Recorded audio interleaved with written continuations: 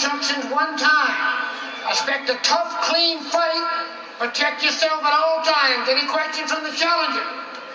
Any questions from the champion? Let's get it on.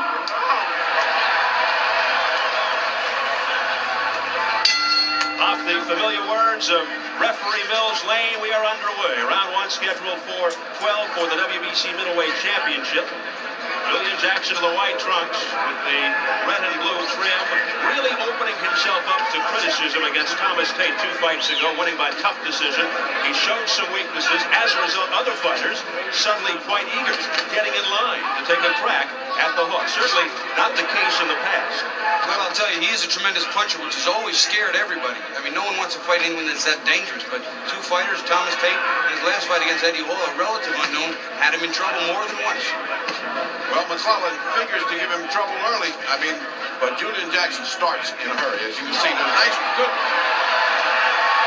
There it is, that big right hand. McClellan was waiting with the jab and timing him on the way in. Something we spoke about earlier, using that jab. Bam, the right hand over the top. McClellan can bang, as we said. You got to look for this guy early. Here he is early. And Jackson is rocked in the opening minute of the fight. Really a catch-22 situation for Jackson. If he wins, people will say McClellan inexperienced, overrated. If Jackson doesn't look good and in fact loses, people might say he's lost it. He's not the same Jackson. The last exchange, McClellan ran into a good left hook. He himself, for just a minute there, was stumbled and staggered. That's the best thing that Jackson does, is come back from being hurt. He's hurt, but he comes back. And when he comes back, he's got power. That's very strange, and it's caught McClellan off guard. He didn't expect that kind of power. Going into tonight's triple header oddsmakers game, McClellan the best chance to pull off an upset.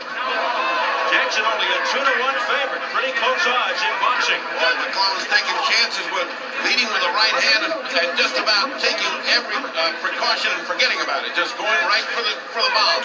He mentioned earlier he didn't want to be reckless, and he came out very calm, but here he is. He is attacking Julian Jackson. And Jackson spinning around. Jackson's getting nailed, but remember, he comes back. Gerald McClellan, called by his trainer and manager, Emanuel Stewart, the best all-around fighter he's ever had. In fact, one of the reasons heavyweight Michael Moore left Stewart was because he wanted to devote more time to his prized pupil in the gold trunks. That lead right hand is going to get him in trouble. Bobby, you can't throw that right hand with that strength and nothing to protect yourself after you've thrown it.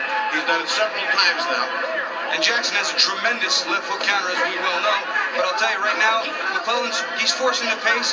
He's making Jackson do some backing up and some covering up, something he's not accustomed to doing.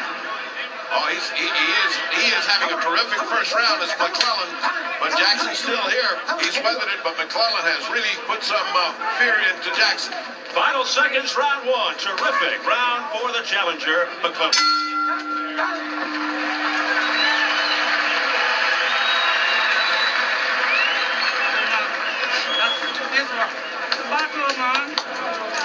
Thank you. Yeah, but that guy's coming too slow, man. Come on, what the kind of? Come on. Good to go. Okay. Okay. All right, here's that early surprise sneak attack that got Jackson in trouble. Jackson just trying to get organized. Now watch that right hand, and that's what got him right hand crazy. That right hand put Jackson in trouble. Look how much trouble he's in there. Take a look at the second one, Bobby. Well, I'll tell you, what McClellan said he was going to do is use the jab, wait, and bang. Over the top, there it was. But as the round progressed, he started getting a little careless, got hit a few shots of his own. Because he went right hand crazy, though. Oh, boy, if that does it with the right hand, let me just shoot the right hand. That's a big mistake, and I'm sure Emanuel Stewart is pointing that out in the corner. And what happened in the corner of Julian Jackson was his corner told him, now start looking for the counter. Now start looking for that counter. Both of us have said here, the counter to that right hand could just put McClellan on the canvas. Despite Jackson's impressive record, many are saying he is on the decline in his career, and Gerald McClellan out to prove it. McClellan's best combination, a right hand to the head, left hook to the liver. 17 of his 25 knockouts, according to Emanuel Stewart, in that fashion. Again, you saw that right hand over the top. It's something you have to worry about with punchers. The punches are all big, they're all heavy. If you start missing them, you get tired prematurely. And also, something that has probably plagued Jackson in the past few fights is knocking so many people out so easily that he doesn't pay as much attention to defense. Two good body shots exchanged, one by Jackson, one by McClellan. These guys are not letting any aspect of the punishment game go by. Both of them are punishing the body, both of them going with power punches to the head. This is a whopping middleweight title fight. And while most people anticipated a shootout, a slugfest, as we are seeing here at the outset, Jackson told us yesterday he thought it would be a more technical fight, that he'll pick his shots, set him up. He says McClellan is not a good boxer, although front fighters are generally good, sound boxers.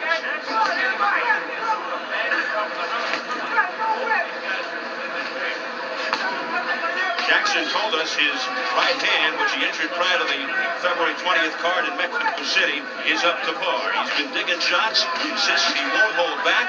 When I mentioned that, McClellan questioned whether the hand was fully healed. Jackson laughed and said, why don't we test it on Gerald's head? But it's been McClellan who has been doing the testing to this point. Jackson's been a little more effective now using a jab. McClellan's laid off. It's gotten to be a little more chest-like. Still coming. Into another gear in this second round. Green fight, almost as if he didn't believe it's good luck in that first round. First round went to Gerald, got Jackson in trouble, but now all of a sudden it's Jackson in the pursuit and picking him apart slowly, little at a time, good body shots, using his jab effectively. Jackson's fighting very well here. And now lunging shots by Julian Jackson, but not having any effect on McClellan. It comes back strong, but back comes Jackson with a heavy right. One thing about Julian Jackson, you can hurt him, but never count him out. Not only can he punch with both hands, but he inside this ring is a vicious, vicious man. McClellan thinks Jackson is looking ahead to Terry Norris, who is sitting ringside off to our right. I don't know if either one of these two guys got anything in mind except survival here. And Gerald is looking scared. Big right hand by Julian Jackson, sending McClellan back. Now Jackson beginning to open up more and gain confidence. This is what you call intimidation, and it's all happening to McClellan. He's getting intimidated here. But Jackson's completely turned the tables from the first round, but McClellan also still a dangerous fighter.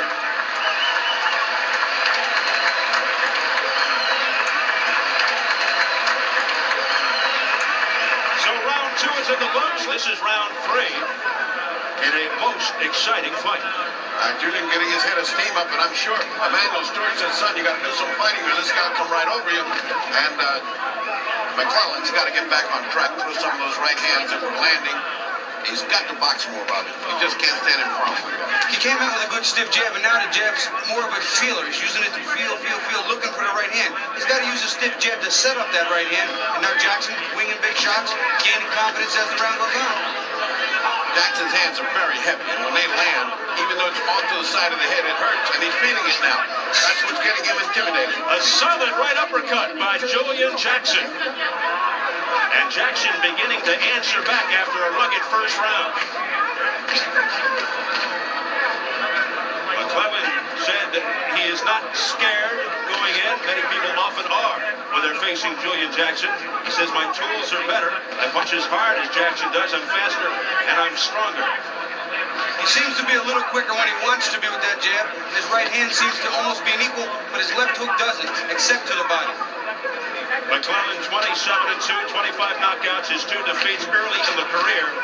Decisions to Dennis Milton and Ralph Ward back-to-back in '89.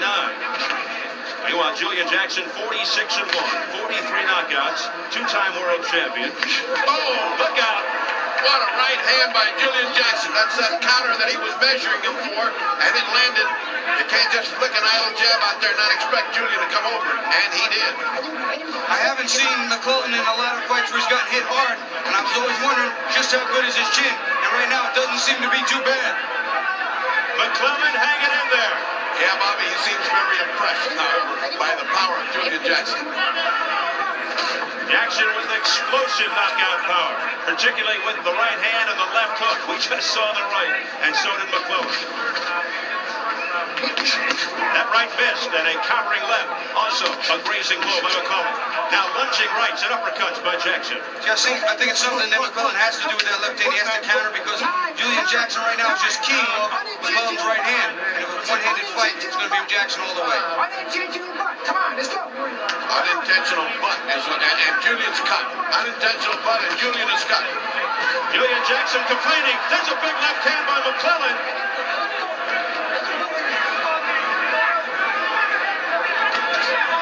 And now McClellan looking to measure Jackson off.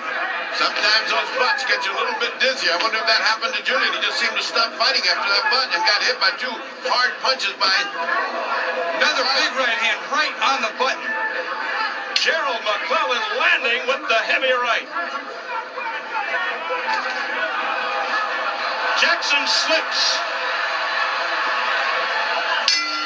As the bell sounds. No knockdown.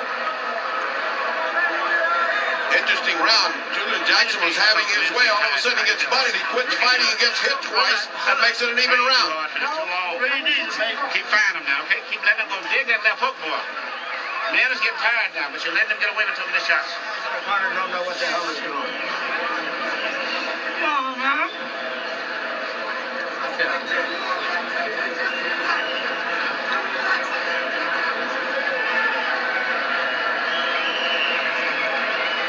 Let's take a look at that butt. It's on the bridge of the nose. It's not that bad. Let's take a look at it and see if we can see it well. There it is. Not bad. I don't see if that's a bad butt, Bob. No, it's really an accidental, but it didn't look like a bad one. But there is a cut from it, so it has to be noted. And I wonder if it stunned him because he just kind of stopped fighting. It wasn't the same intensity when he came back, and Gerald was able to land 2 or 3 good shots and even up the round. I mean, this is kind of an even fight right now, folks. There is blood streaking down the bridge of the nose of Julian Jackson, the result of that unintentional headbutt by Gerald McClellan in the 3rd round. We enter round 4. That cut will never be a factor. At the location it's at, he can bleed all at once. It'll never stop a fight there. And you know, sometimes blood ignites the killer instinct in a fighter. McClellan's fighting much better from the time the butt happened to now. Yeah, he's like he got a new life once he saw that blood coming. Julian Jackson's lone defeat, 1986, against Mike McClellan for the WBA junior middleweight title, a 2nd round knockout. See, there's something you'll see. He leaps in with that big hook. McClellan ducks, and that's where the heads clash. Yep. One step back, come on, one step back. Has not been much mauling and brawling here. They've just been punching for 3 rounds. This is the first time any sign of a little bit of a rest coming from both fighters grabbing each other.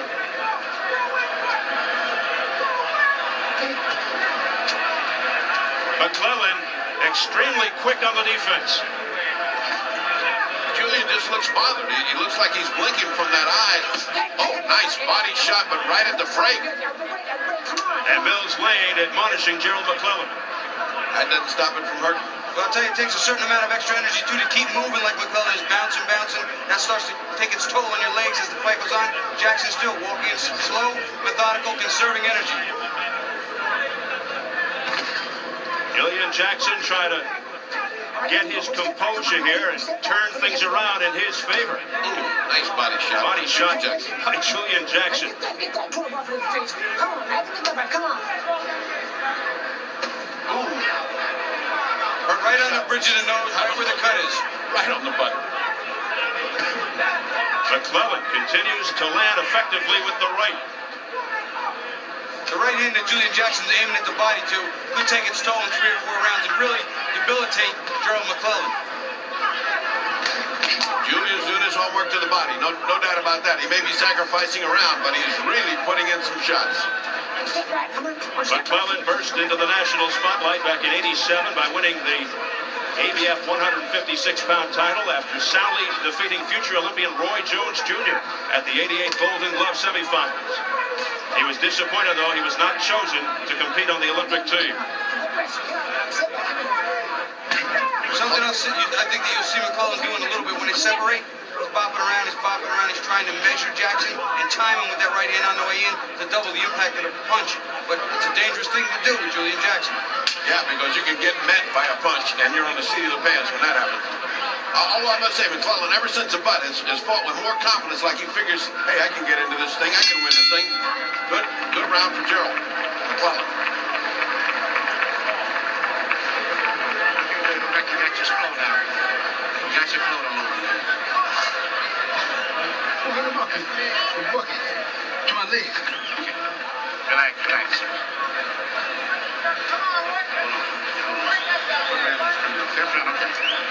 Looking good, baby.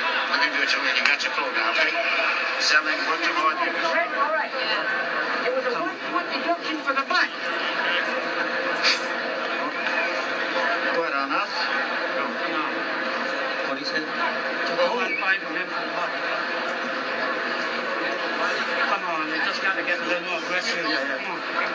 Don't stand in front of him. You stand in front of him. Don't wait on him. Come on. Right now, that side, you're not getting checked. Try to get your punch.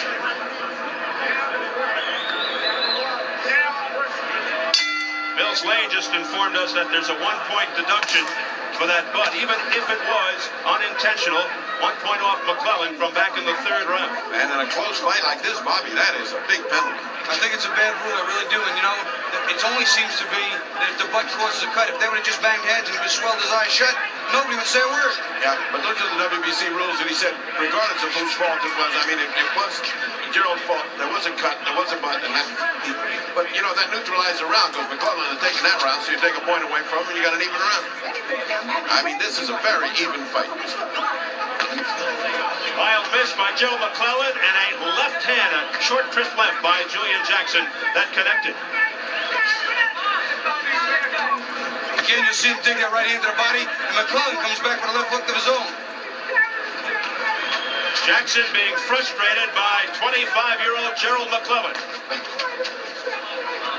Little wink of the eye by McClellan as he eluded a punch. Right now, very difficult to catch is Gerald McClellan. Quite elusive. Low by Julian Jackson. Low. That was a big, heavy shot down south. Another one. And McClellan needs a breather. Mills Lane says, as much time as you want. I felt that. Yeah, and it was 2 in a row. It wasn't just one. And so now, all of a sudden, no matter how much time to give him,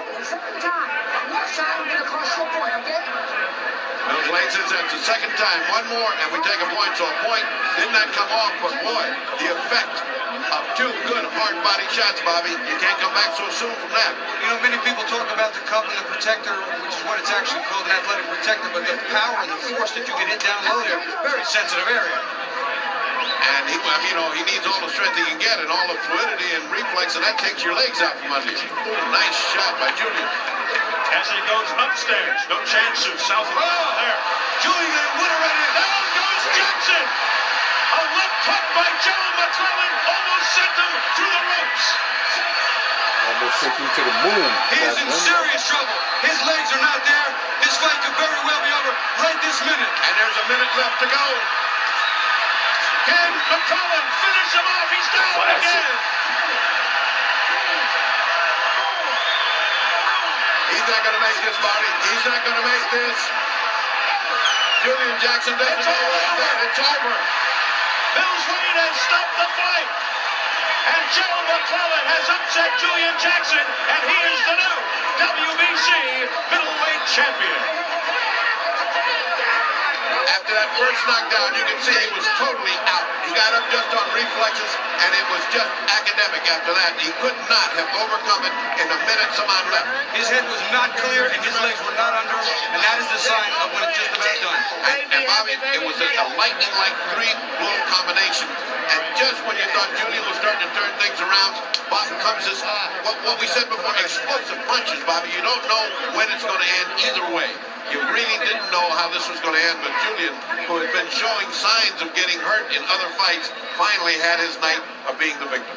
Well, again, we mentioned that his defense hadn't been what it should be, and many times because he's such a tremendous knockout puncher that he didn't pay as much attention, and here it cost him dearly. So Gerald McClellan goes to 28-2 with 26 knockouts. The 25-year-old out of Freeport, Illinois, who trains with the Croc team in Detroit, is the new WBC middleweight champion. Julian Jackson looking to make his 5th title defense with only his 2nd loss in 48 fights. Well, let's follow the course and demise of Julian Jackson. As first, let's pick it up from the low blow, and you can see it was a legitimate low blow, and you can see the damage. Look at that. I mean, that's way below the lettering, and down goes McClellan. saying, I just can't continue. This gives him time to recuperate, but it looked like he was weakened when he got up, maybe giving Julian a lot of energy to think he's going to put it out. Now let's watch what happens. Here you come again. Right. Straight right hand down the pipe, and it was Freddie, a lead right hand. Finishing it off with the left hand, and down is Jackson. Just when he's been trying to land, the right hand landed just like he wanted it. And here's the second one, and by this time it was academic because Julian was gone. That's it. Right there is the end of that.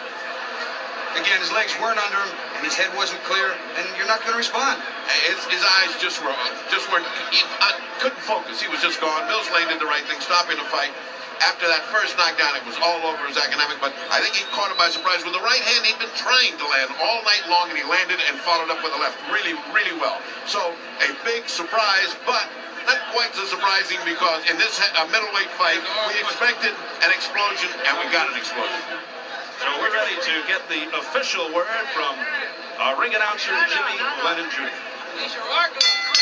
Ladies and gentlemen, we have the time. 2 minutes, 9 seconds in round number 5. The referee in charge, Mills Lane, stops the contest. The winner by way of technical knockout.